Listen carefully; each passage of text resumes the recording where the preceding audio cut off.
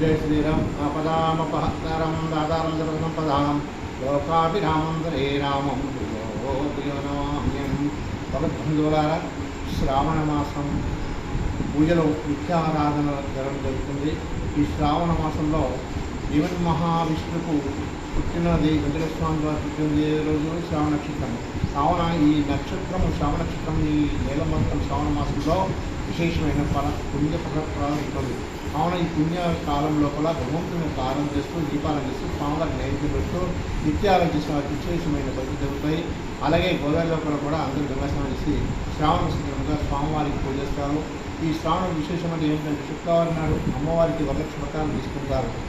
ఈ శుక్రవారం వరలక్ష్మి వ్రతం చేసుకుంటే నిత్యమైన అమ్మవారి యొక్క అనుగ్రహం ఉంటుంది. అలాగే పసుపు కుంకుమ చల్లవనేటువంటి వాళ్ళు కూడా వరలక్ష్మి యొక్క వ్రతాలు చేస్తూ ఆ అమ్మవారి యొక్క కటాక్షం అవుతారు. అలాగే విశేషం సోమవారం శివునికి ఆరాధిస్తారు. ఈ శ్రావణ సోమవారం కూడా ఒక్క పొద్దున ఉంటారు. శివునికి అభిషేకాలు పూజ చేస్తుంటారు.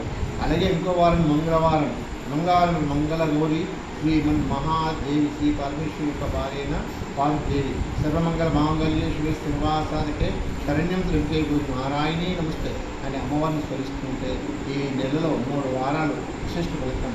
శుక్రవారము, సోమవారము, ఆ తర్వాత మంగళవారము. ఈ వారాల్లో ఈ నెలలో మనకు చాలా విశేషమే కాబట్టి భక్తులందరూ శ్రావణ మాసాన్ని ఆచరిస్తూ పెద్దల కొందరు బియ్యం కూడా ఇచ్చుకుంటారు. కాబట్టి అందరూ విశేష వరగని ఆ స్వామి యొక్క ప్రకటన శ్రీమన్నారాయణ.